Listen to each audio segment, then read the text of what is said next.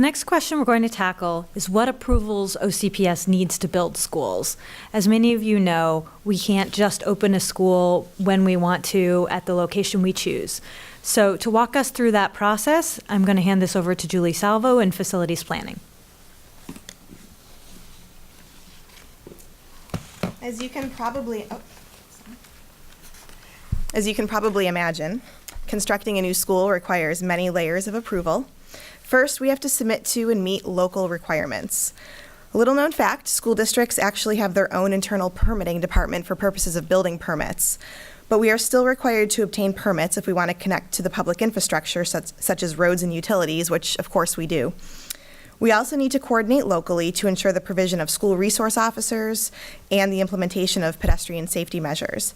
The cities and the county actually provide the school resource officers and crossing guards, and they are responsible for installing sidewalks and school zones. We work closely with the cities and the county, so they are aware of our plans and timeline. There are also additional layers of state and federal agency approval.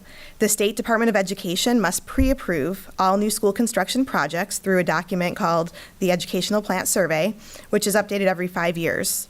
We also coordinate with state agencies when there are environmental impacts, such as wetlands or endangered or threatened species on our site. And if a connection to a state roadway is needed, we need an approval from the Florida Department of Transportation. Like any kind of development project, OCPS is subject to local land use requirements. Land that will eventually hold a school site must have the correct future land use and zoning designation. And if it doesn't, we need to process those changes, which are also known as entitlements. Depending on the type of approval needed, the process can take between 3 and 9 months. But typically, we submit an application and undergo a multi-tier review, starting with the technical staff review and ending with a public hearing before the county or city commission. These entitlements need to be in place before we can finalize our property acquisition. Schools have their own development standards, and our submittals to the local government must address compatibility, height, parcel size, access, stormwater management, parking, traffic operations, among other items. Laura Kelly from Legal is now going to discuss a recent approval process we undertook in Horizon West. As Julie mentioned, OCPS can't proceed without a number of approvals from outside agencies, which can significantly impact our process. For Site 37M SW4, the Bridgewater Relief Middle School site, we were required to obtain both state and federal permits for threatened species.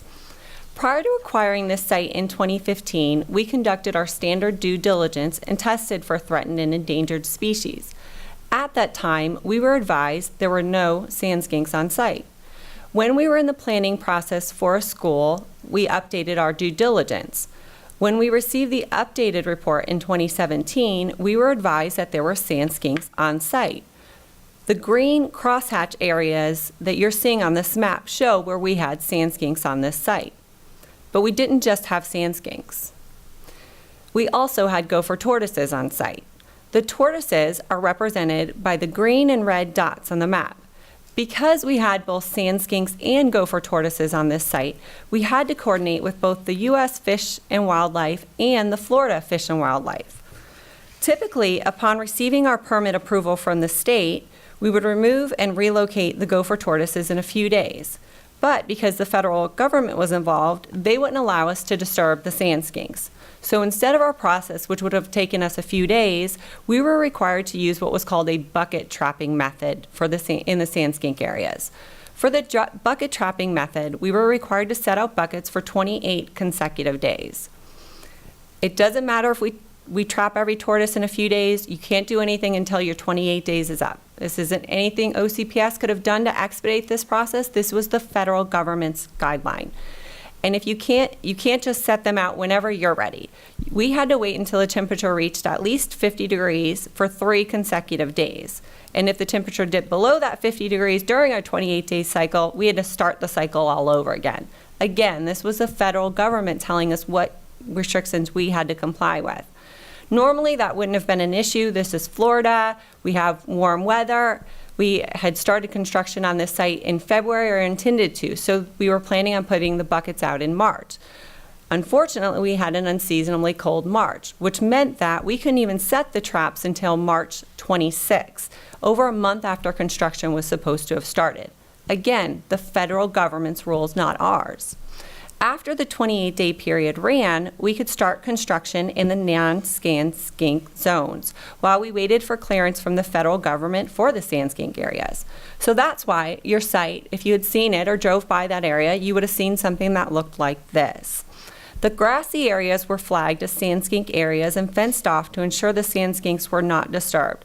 Meanwhile, to ensure construction wasn't delayed, our team mobilized in the non-sand skink areas and began clearing the site for construction of the school. A month later, in May, almost 6 months after we submitted our permit application, U.S. Fish and Wildlife finally granted the approval, and we were able to mobilize in the sand skink areas as well. There are a number of factors that may hold us up from building a school, including state and federal approvals. Fortunately, the construction schedule on this site was not impacted, and our school will be delivered for a 2019 opening. Unfortunately, our construction costs for this school increased by close to $500,000 to mitigate for sand skinks.